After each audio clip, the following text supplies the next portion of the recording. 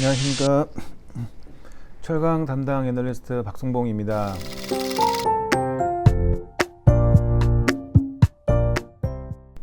오늘은 제가 5월 20일자로 발간했던 인덱스 자료를 이제 복귀하면서 이제 제가 그때 예상했던 거랑 비슷하게 흘러가는 부분들과, 그리고 어떤 점이 또 좀 다르게 진행되고 있는지, 그리고 추가적으로 최근에 저희 철강 섹터 내에서 좀 이슈가 되는 부분들을 좀 말씀드리는 시간을 갖도록 하겠습니다. 먼저 그 5월 달에 발간했던 자료 제목을 보시면 제가 이제 2009년으로부터 얻는 교훈, 그리고 유동성의 힘이라는 자료 제목으로 발간을 했었는데요.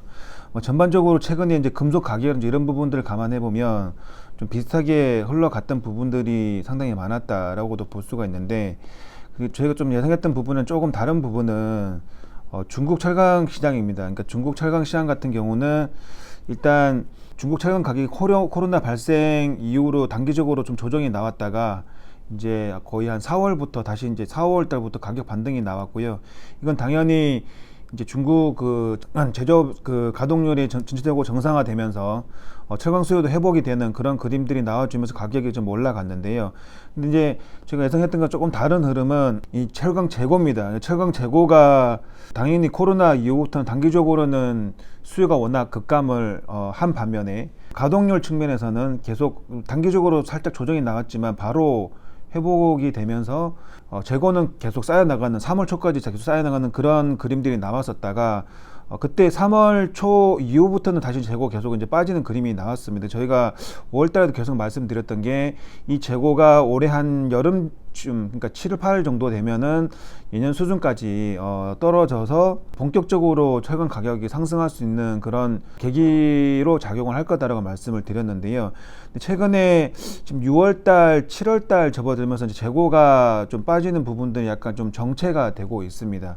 그러니까 이 재고 빠지는 게 정체된 제일 큰 이유 중에 하나는 아시겠지만 중국 남부에 워낙 지금 대규모 홍수가 발생을 했고요. 거의 뭐 한 달 넘게 지금 비가 계속 오면서 뭐 우한을 포함한 이 남부 지역 쪽에 철강 수요가 또 최근에 안 좋은 상황으로 좀 접어들고 있고요. 그리고 이게 이제 지금 상황으로서는 언제 끝날지 저희가 100% 가늠하기는 어렵지만 어쨌든 예상했던 것보다는 재고 레벨이 예년 수준까지 회복되는 데는 조금 지연이 되고 있다. 그러니까 홍수만 끝나면 저희는 다시 이제 재고가 이제 예년 수준으로 떨어진다고 보고 있는데, 그 시점이 이제 한 가을 정도, 그러니까 여름에서 가을 정도로 한 9월이나 10월 정도로 지연이 되지만 그래도 여전히 예년 수준 재고 레벨 떨어질 가능성은 충분히 있다라고 보고 있고요.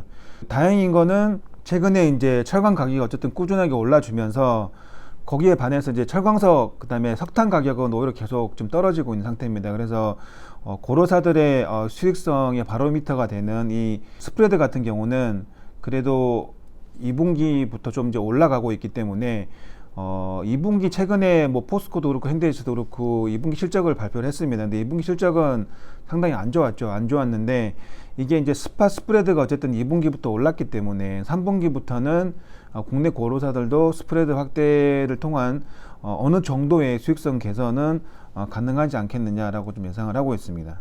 그리고 그 재고 레벨을 제외하고서도 저희가 좀 기대를 하고 있는 게 중국이 워낙 중국 정부가 대규모 경기 부양책을 발표를 했고, 그로 인해서 이제 인프라 투자 회복에 대한 기대가 상당히 큰 상황입니다. 이미 이제 여기 보시면 그 중국 굴삭기 판매량 같은 경우는 올해 2분기부터 상당히 큰 폭으로 좀 증가를 한 상황이고요. 이 굴삭기가 이렇게 수주가 많이 됐다라는 얘기는 나름대로 이 전문가들이 향후 이제 중국 인프라 투자에 대해서 전망을 할 때 그만큼 인프라 수요가 좋을 걸로 예상을 했기 때문에 이렇게 발주를 많이 한 거고요. 저희도 거기에 맞춰가지고 최근에 지표들도 전반적으로 다 지금 올라오고 있는 상황입니다. 중국 고정 투자 같은 경우도 1분기 때는 상당히 큰 폭으로 빠졌다가 지금 4월부터 해가지고 정부 인프라 투자, 그 다음에 부동산 개발 투자, 이런 지표들이 전반적으로 다 올라오고 있는 상황이고, 그리고 지금 인프라 같은 경우는 작년 연평균 인프라가 한 4%대 정도였는데요. 올해 하반기는 저희가 한 10% 정도까지도 충분히 올라올 수 있다라고 보고 있기 때문에 중국 철강 수요에 대해서는 크게 우려할 필요는 없다. 그러니까 일단은 홍수만 끝나면 어쨌든 재고 레벨도 정상화되면 가격은 다시 올라갈 수 있다라고 보고 있고요. 그리고 중국뿐만 아니라 뭐 물론 아직 이제 미국이나 이쪽 러시아 포함해서 이제 아직 코로나19가 여전히 확산이 되고 있긴 하지만 이 자동차 공장들 같은 경우는 뭐 대부분의 지역들이 이미 6월부터 재가동에 들어갔습니다.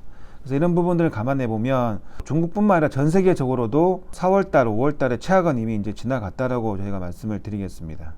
그리고 두 번째로 이제 최근에 저희가 이슈가 많이 되고 있는 게 이제 기금속인데요. 기금속이 먼저 금을 말씀드리면 네, 금 가격은 이미 작년에도 많이 올랐습니다. 작년에도 연초 대비 한 20% 가까이 올랐었고 올해 들어서도 올해 뭐 1분기 그리고 5월까지 걸쳐서 이제 웬만한 그 원자재들이 다 큰 폭으로 하락을 했음에도 불구하고 유일하게 올랐던 게 금입니다. 그 금은 올해 들어서 지금 이제 추가로 20%더 올라서 최근 기준으로 1,900불, 그러니까 1,900불이 어떤 정도 레벨이냐면 2011년도 이때 고점이 거의 1,900불입니다. 그러니까 그저께자로 거의 1,940불 정도를 찍으면서 히스토리컬 하이를 갱신을 했습니다.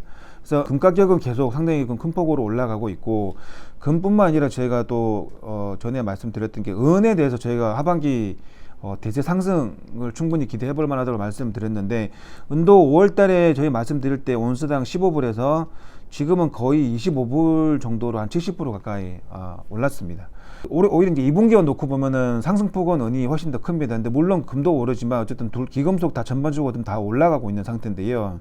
근데 이렇게 기금속이 올라가는 거는 뭐 여러 가지 요인들이 있겠지만 지금 미국이 재료금리 거의 돌입을 한 상태고요. 그리고 미국뿐만 아니라 세계적으로 저금리 기조가 유지가 되는 상태에서 현금에 대한 그 인플레이션 리스크도 최근에 좀 부각이 되고 있는 상태입니다. 그리고 전반적으로 기금속은 미달러랑 방향성이 다르게 움직이고 있기 때문에 최근에 미달러 약세도 기금속 가격 상승을 끌어올리고 있다라고 보시면 되고요. 그리고 더 중요한 건 일단 그 코로나19가 아직까지 완벽하게 잡히고 있지가 않습니다. 그리고 올 겨울에 또 2차 대유행 가능성도 상당히 높게 제기가 되고 있기 때문에 본격적인 경기 회복에 대해서 논하기는 아직까지는 좀 이른 시점이다라고 제가 판단을 하고 있습니다. 그래서 2008년도에도 글로벌 금융위기, 미국발 금융위기 한번 터지면서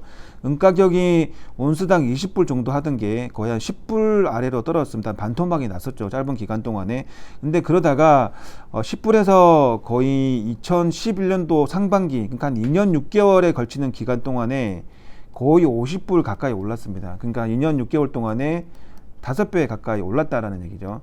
근데 지금 같은 경우는 15불을 올해 5월달에 15불을 찍었고 최근에 25불이면 한 70% 올랐는데 물론 작은 폭은 아닙니다. 근데 이때랑 비교를 해보면 뭐 상당히 엄청나게 많이 올랐다가도 얘기할 수가 없습니다. 근데 상대적으로 금은 아까도 말씀드렸지만 이미 이때의 고점을 최근에 벗겨냈습니다.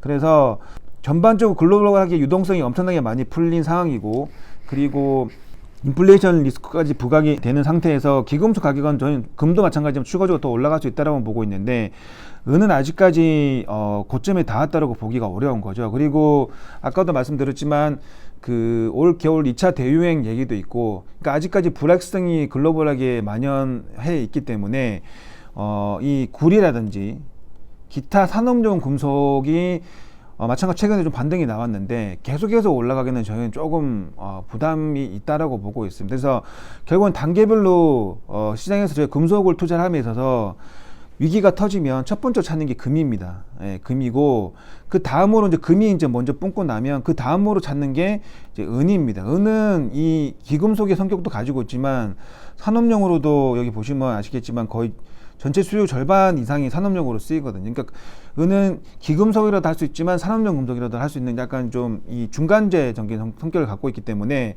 아직까지 구리로 넘어가기에는 불확실성이 있고 글로벌 경기 회복에 대한 배팅을 하기에는 좀 부담이 있다라는 거죠. 그러면 투자자들 입장에서는 제일 편한 게 상대적으로 더 오르고 아직까지 부담이 덜한 이제 은을 찾을 수밖에 없다라고 말씀을 드리고요. 저희가 그때 5월달에 그 금하고 은 레이쇼도 말씀을 드릴 때 3월달 같은 경우는 금이 은 대비 거의 120배까지, 그러니까 너무 격차가 되게 많이 벌어졌고 5월만 하더라도 한 100배 정도까지 벌어졌기 때문에 금도 올라가겠지만 상승폭은 원이 더 클 거다라고 말씀을 드렸습니다. 그래서 최근에 그 결과로 그 금원 레이쇼가 조금 더 떨어졌습니다. 근데 그래도 지금 85배 정도입니다. 그러니까 히스토리컬하게 금은 레이쇼는 60배 정도가 평균이거든요. 그러면 저희는 추후에 은도 올라가겠지만 금도 올라가겠지만 은이 더 훨씬 더 세게 올라가면서 이 레이쇼는 점점 더 떨어질 가능성이 높다라고 보고 있고요. 이제 은이 올라가기 시작한 게 불과 2-3개월 지났습니다.